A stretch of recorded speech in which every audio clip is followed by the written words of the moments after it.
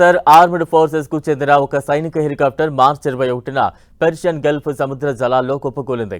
ఈ ఘటనలో మొత్తం 6 మరణించినట్లు ఖతార్ రక్షణ, అంతర్గత వ్యవహారాల మంత్రిత్వ శాఖలు అధికారికంగా ధృవీకరించాయి.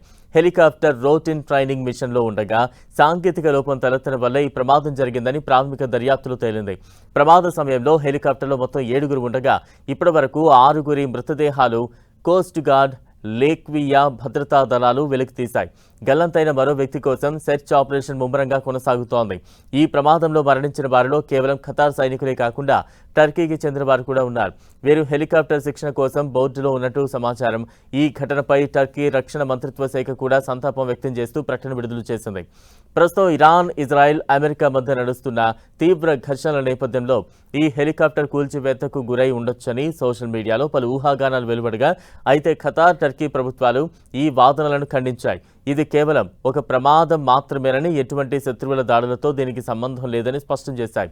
మృతుల కుటుంబాలకు ఖతార్ ఎమీర్, టర్కీ ప్రభుత్వం తమ ప్రగాఢ సానుభూతిని తెలియజేశాయి.